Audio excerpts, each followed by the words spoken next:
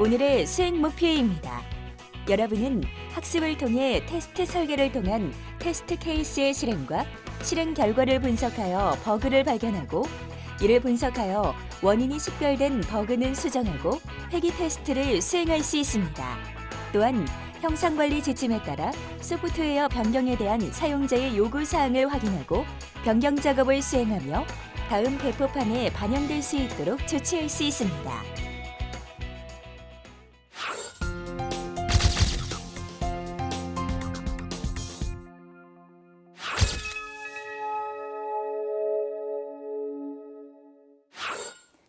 임베디드 소프트웨어 엔지니어링, 안녕하세요. 아나운서 정혜란입니다.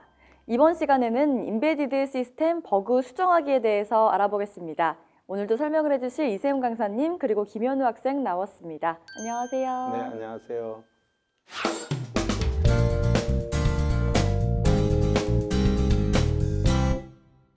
테스트 관리 및 결함 관리의 필요성 이해가 필요할 것 같은데요.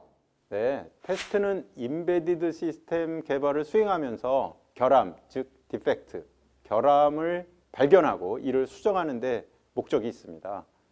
이해를 돕기 위해서 몇 가지 결함에 관련된 용어를 좀 살펴봐야 될 것 같은데요. 버그, 소프트웨어 프로그램을 의도하지 않거나 또 예측하지 않은 방향으로 수행하도록 하는 것, 이러한 결함을 우리는 버그라고 합니다.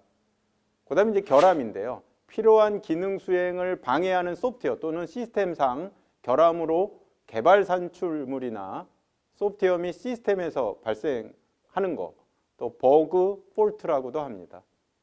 그 다음에 오류, 에러인데요. 부정확한 결과를 초래하는 사람의 어떤 활동이나 실수를 얘기합니다. 그 다음에 장애인데요. 우리가 failure라고 하는데요. 소프트웨어 컴포넌트나 시스템이 예상 기대 결과 또는 서비스와 실제적으로 편차를 보여서 오작동을 하는 것을 말합니다. 버그와 에러가 헷갈리는데 잘 이해했습니다. 그럼 결함의 유형에도 여러 가지가 있을 텐데요. 네, 조직의 어떤 품질 정책하고 테스트 대상에 따라서 달라질 수 있는데요. 일반적으로 이러한 유형을 6가지로 우리가 분류해서 얘기하고 있습니다. 일단 기능 결함이에요. 소프트웨어 프로그램 또는 시스템의 어떤 동작 결함을 얘기합니다. 다음은 성능 결함인데요. 하드웨어의 어떤 자원 또는 반응 시간과 관련된 결함이 되겠습니다. 그 외에 데이터 결함이 있고요. 요구사항 결함, 또 인터페이스 결함, 또 UI 결함 등 이러한 결함들이 있겠습니다. 또한 우선순위에 따라서 결함을 분류하기도 하는데요. 긴급, 또 높은 단계 또는 보통 낮은 단계로 이렇게 분류하기도 합니다. 네, 결함 제거를 위한 테스팅 작업은 한 번으로 끝나지 않을 것 같은데요. 그럼 반복적으로 수행을 하게 되나요? 그럴 것 같아요. 저도 프로그래밍 레포트 하면서 밤새 프로그램을 수정하고 테스트하고 반복하고 있습니다. 한 번에 절대 안 끝나요. 네, 우리 학생이 프로그램 테스트에 굉장히 많은 어려움을 겪은 것 같습니다. 그렇습니다. 일반적으로 테스트 작업은 소프트웨어 개발 프로세서에서 한 번에 수행되고 마는 작업이 아닙니다. 그래서 우리가 회귀 테스트, 리그레이션 테스트 접근을 하게 되는데요. 이러한 과정을 우리가 버그를 잡는다 해서 디버깅이라고 얘기를 하고 있습니다. 이런 디버깅 작업으로 인해서 유입 가능한 새로운 오류를 검출하기 위해서 회귀 테스트라는 작업으로 반복적인 시험을 진행하게 됩니다. 이런 것을 우리가 리그레이션 테스트 방법이라고 얘기하고 있습니다.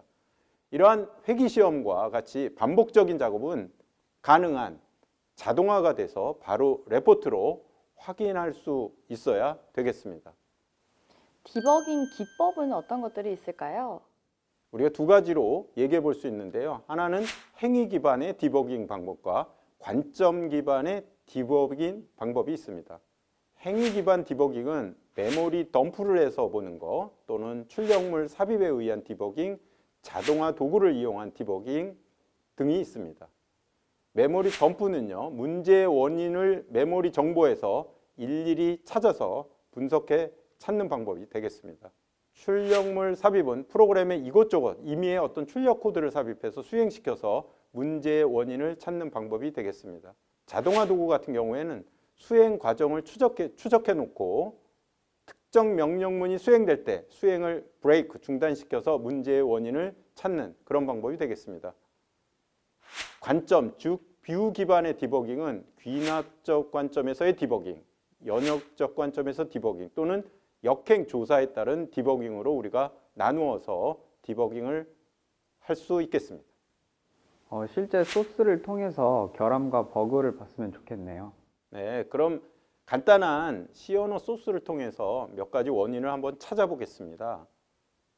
소프트웨어가 지금 복잡하다면 아마 찾는데 굉장히 많은 시간이 걸리니까 여기서는 할 수가 없습니다. 일단 버퍼 오버플로우인데요.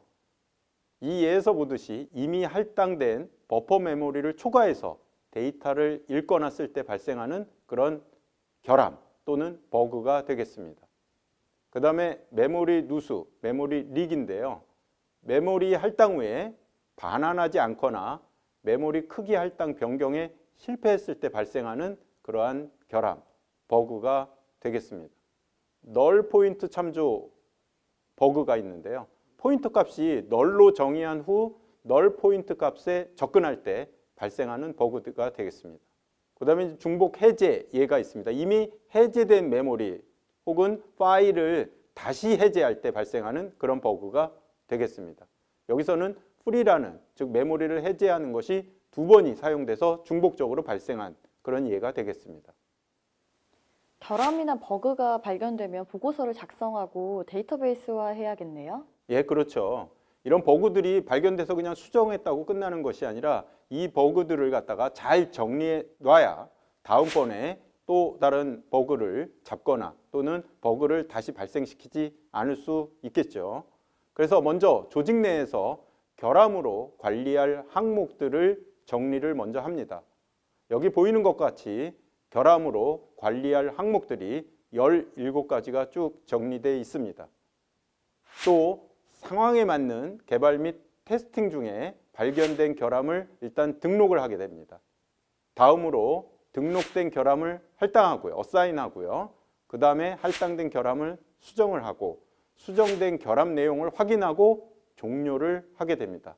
이렇게 오픈부터 클로즈까지 이러한 에러들을 결함들을 쭉 정리한 후에 완성된 결함 보고서는 이와 같습니다. 기본적인 항목 정보와 상태 항목 정보, 그 다음에 어떻게 처리했는지 처리 항목 정보들을 꼼꼼하게 적어 놓는 것이 되겠습니다. 버그 수정을 위한 회귀 테스트와 또 소스에서의 결함 찾기 이런 것들에 대해서 알아보았습니다. 네, 말씀 감사합니다. 지금까지 인베디드 시스템 버그 수정하기에 대해서 알아봤습니다. 배운 내용을 다시 한번 확인해 보겠습니다. 버그란 소프트웨어 프로그램을 의도, 예측하지 않은 방향으로 수행되도록 하는 것이며 필요한 기능 수행을 방해하는 소프트웨어, 시스템상 결점으로 개발 산출물이나 소프트웨어 및 시스템에서 발생하는 것은 결함이라고 합니다. 또한 부정확한 결과를 초래하는 사람의 어떤 활동이나 실수는 오류이며 소프트웨어 컴포넌트나 시스템이 예상 기대 결과 또는 서비스와 실제적으로 편차를 보여서 오작동을 하는 것은 장애입니다.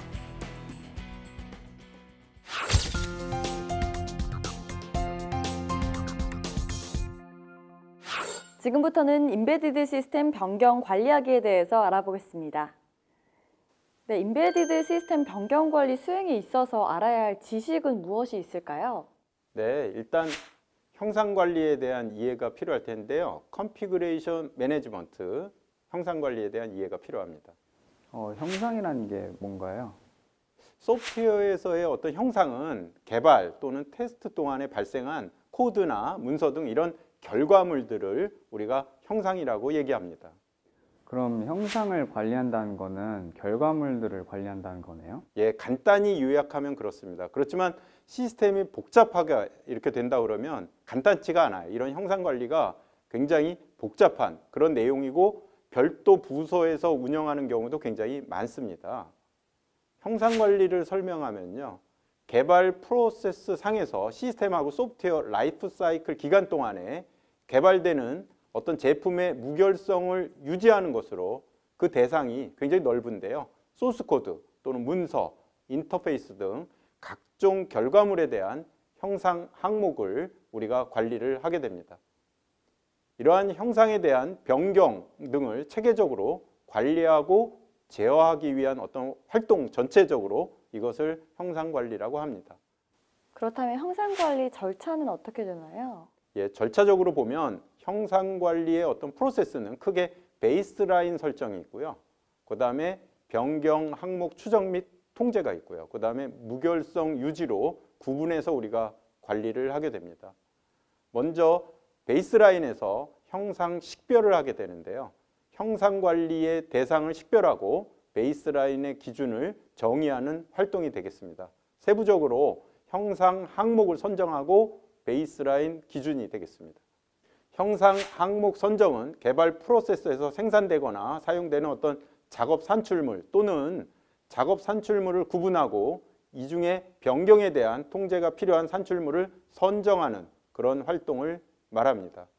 베이스라인 선정은 시스템 또는 소프트웨어 개발의 특정 시점에서 형상 항목이 하나의 완전한 산출물로 공식적으로 검토 승인된 후에 개발의 기준으로 활용되고 공식적인 변경 관리 절차를 통해서만 변경 관리 될 수 있는 그런 명세서나 제품을 의미합니다. 형상 통제는 컨피그레이션 컨트롤로 시스템 및 소프트웨어의 형상 변경 제한을 검토하고 승인해서 어떤 베이스라인에 반영될 수 있도록 통제하는 그런 활동을 말합니다.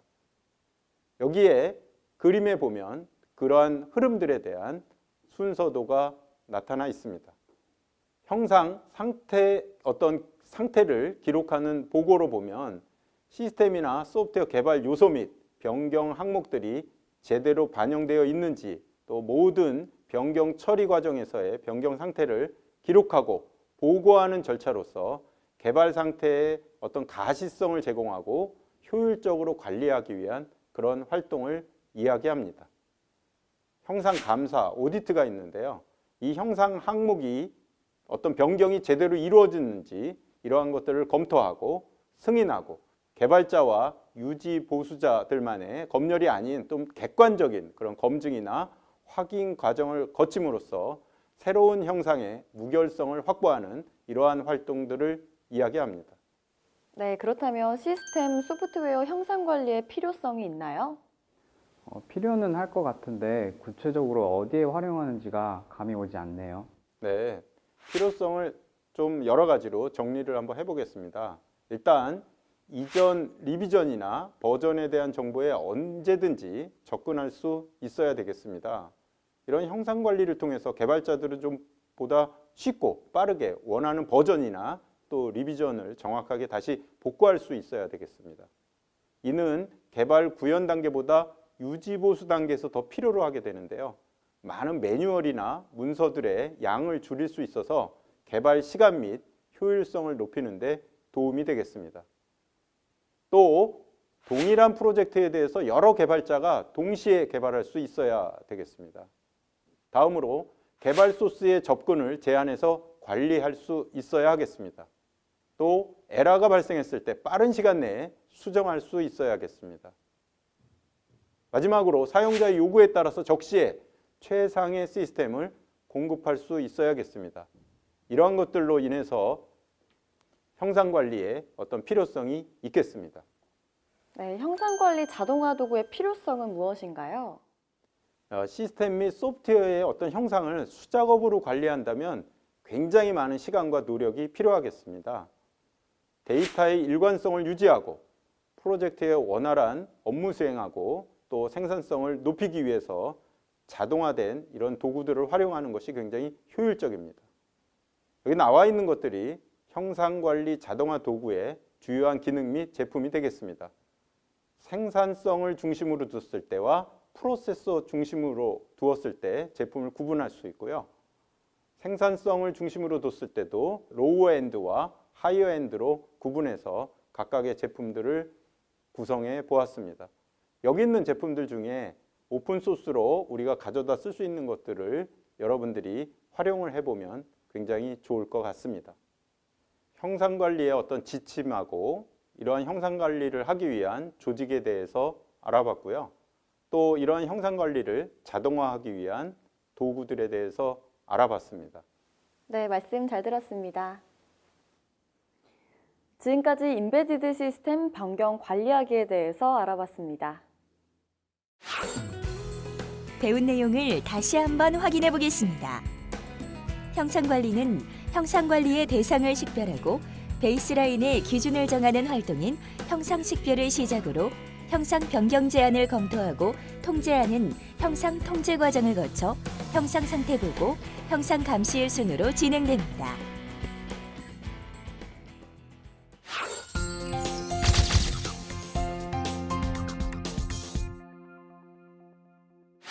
하나를 배우면 열을 안다. 인베디드의 차세대 유망주 후배 유진환. 내 코딩에 실패란 없다. 인베디드의 숨은 보석 선배 김현우. 지금 시작합니다. 안녕하세요. 네, 인베디드 소프트웨어 엔지니어링 학습자 김현우. 유진환입니다. 네, 이번 시간에는 인베디드 시스템 변경 관리를 실습으로 알아보겠습니다. 진환 학생, 혹시 여러 사람과 하나의 프로젝트를 같이 진행하면 생기는 문제점에는 뭐가 있을까요?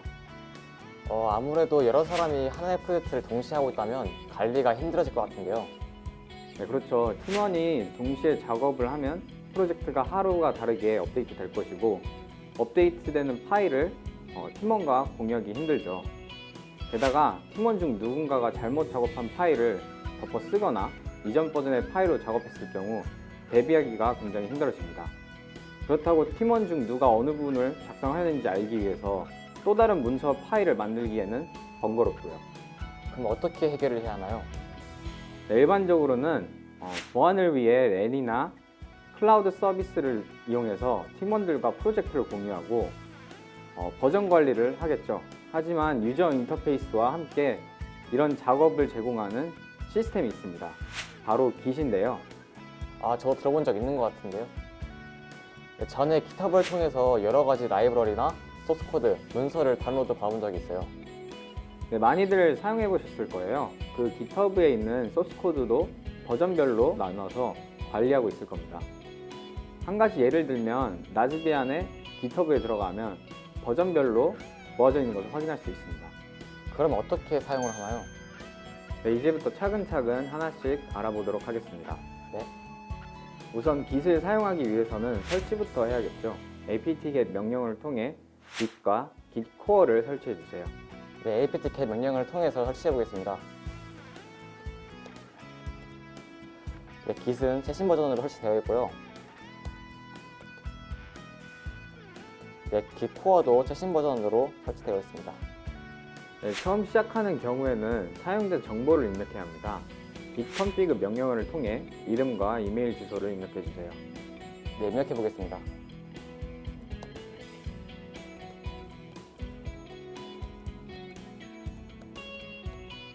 네, 입력했습니다. 네, 입력이 됐으면 git config -list 명령어를 통해 잘 입력이 됐는지 조회해 볼게요. 네, 한번 조회해 보겠습니다. 네, 사용자 등록이 된 것을 확인할 수 있습니다. 네, 다음 설정은 수정된 소스를 구분해주는 색상 옵션을 설정해 봅시다. 네, 한번 설정해 보겠습니다. 네, 다음과 같은 명령어를 사용해서 설정하면 되겠습니다. 네, 설정했습니다. 네, 다음은 저장소를 만들 건데요. 저장소로 사용할 디렉토리를 만들고요. 그 디렉토리 안에서 git init 명령어로 초기화를 해줘야 합니다. 네, 그러면 ncs라는 디렉토리를 만들고 초기화를 해보겠습니다. 이렇게 디렉토리를 만들고요. 디렉토리 안에 들어가서 git init이라는 명령어를 입력하겠습니다. 네, 초기화를 완료했습니다. 네, 만약 이미 저장소가 있고 복제를 하고 싶은 경우에는 git clone 명령어를 사용하면 됩니다. 초기화를 한 후에는 ncs.c 파일을 만들고 그 안에 1이라고 넣어봅시다. 네, 파일을 만들고 내용을 넣어보겠습니다. 다음과 같이 1이라는 숫자를 넣어보겠습니다. 네. 네, 이제 그 후에 상태를 보기 위해서 git status 명령어를 입력하겠습니다. 네, 입력해보겠습니다. 네, untracked files라는 목록에 ncs1.c가 표시가 됩니다. 이 말은 폴더 내에는 존재하지만 관리 대상이 아니라는 뜻입니다. git 관리 대상에 포함시키는 명령어는 git add입니다. 물론 add를 수행하였다고 해도 관리를 적용했다고는 할 수 없습니다. 대략적으로 임시 저장의 느낌이라고 생각하시면 편합니다. 이제 add를 한 후에 git status 명령어를 사용해서 상태를 확인해 볼까요? 네, 확인해 보겠습니다. 먼저 ncs 1.c 파일을 add하겠습니다. 네, add를 완료했고요. git 스테이터스를 입력해 보겠습니다. 네, 다음과 같이 changes to be committed 항목에 ncs 1.c가 있다는 것은 이제 관리 대상으로서 포함이 되었다는 의미입니다. 이제 commit을 할 텐데요. 이로써 git 내에 버전을 생성하기 위해서는 커밋의 과정을 거쳐야 합니다. git commit 명령어를 통해서 진행할 수 있는데요. 옵션은 다시 m을 주면 메시지도 같이 남기고 어떤 버전인지 커멘트를 남길 수 있습니다. 네, 커밋을 해주세요. 한번 해보겠습니다. 커멘트는 1로 하겠습니다. 네, 완료했습니다. 네, 커밋을 완료했다면 git 로그를 통해 버전 관리 리스트 커밋의 이력을 확인할 수 있습니다. 이제 ncs 1.c의 내용을 2로 수정한 뒤에 git status로 확인해 보겠습니다. 네, 먼저 git 로그를 사용해서 버전을 한번 확인해 보겠습니다. 네, 다음과 같이 버전이 생긴 것을 확인할 수 있고요. 다음은 ncs 1.c의 내용을 2로 수정한 뒤에 git 스테이터스로 확인해 보겠습니다.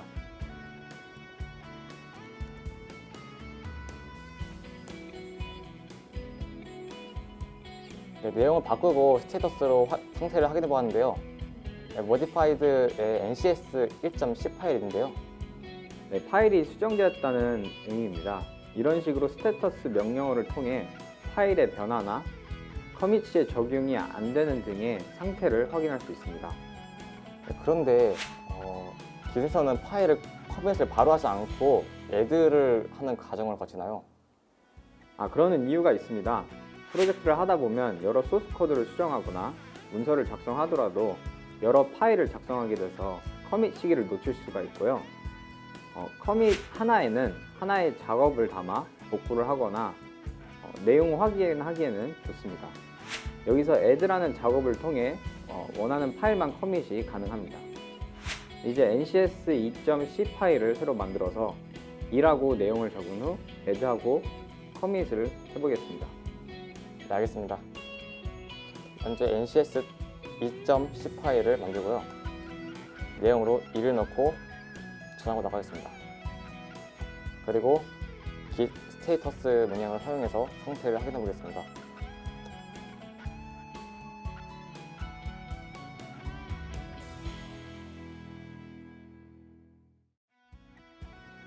네, 스테이터스를 확인했고요.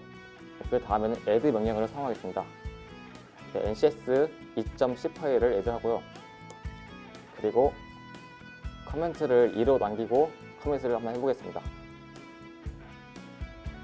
네, 완료하였습니다. 네, 그럼 현재는 두 개의 파일이 적용된 것인데요. ncs 1.c 파일을 3이라고 수정 후 add를 하고 ncs 2.c 파일은 3이라고 수정 후 add하지 않겠습니다. 네, 한번 해보겠습니다. 네, ncs 1.c 파일을 열어서 3으로 수정하겠습니다. 네, 그 다음은 ncs 2.c 파일을 열어서 3이라고 수정을 한 후에 저장하고 나가겠습니다. 네, 그리고 add 명령어를 사용해서 ncs 1.c 파일만 add를 한번 해보겠습니다. 네, 완료했습니다. 네, git status 명령어를 주면 다음과 같이 관리 대상 파일과 아닌 파일이 구분이 됩니다. 이 상태에서 커밋을 해볼까요? 네, 커밋을 해보겠습니다. 네, 커멘트는 3으로 주겠습니다. 네, 완료했습니다. git commit 이후 git status를 하게 되면 NCS 2.c는 그래도 남아있고 NCS 1.c는 수행되어 목록에서 사라집니다. 한번 볼까요? 네, 진짜 NCS 2.c만 남고 NCS 1.c는 안 보이네요. 네, NCS 2.c는 여전히 관리 대상이 아니라고 나오네요. 네, 적용이 안 된 것 같습니다. NCS 2.c에 들어가서 내용이 어떤지 볼까요? 네, 한번 확인해 보겠습니다. 저희가 마지막에 수정한 것처럼 3이 그대로 있는데요. 애들을 안 내는데 커밋이 된 건가요? 그럼 진짜 커밋이 되었는지 안 되었는지 확인하기 위해 다른 디렉토리에서 저희가 만든 git을 복사해 보겠습니다. 네, 일단 템포라는 디렉토리를 만들겠습니다. 안에 들어가서 git 클론이라는 명령을 사용해서 한번 복사해 보겠습니다. 네, 복사를 완료했고요. 여기서 NCS 2.c 파일을 확인해 보겠습니다. 네, 전에 있던 내용이 있네요. 수정된 NCS 2.c가 커밋이 안 된 것을 확인할 수가 있습니다. 이렇게 간단하게 변경 관리를 위해 git을 실습해 보았습니다. git이 지원하는 기능은 여기가 끝이 아닙니다. 낮은 버전이 필요하다면 낮은 버전을 이용할 수 있고 원격 저장소에 파일을 올리거나 작업 환경을 나누는 브랜치 등 여러 기능이 많이 있습니다. git에 대해 더 알고 싶으면 구글링을 통해 검색을 하시면 사용법 등 많은 홈페이지가 있으니 찾아보시면 되겠습니다. 네, 감사합니다. 이번 시간 실습에서는 리눅스에서 변경 관리를 위한 git을 설치하여 이름, 이메일을 설정하고 저장소 초기화를 진행하였습니다. 또한 명령어를 통해 버전 관리 작업을 수행하였습니다.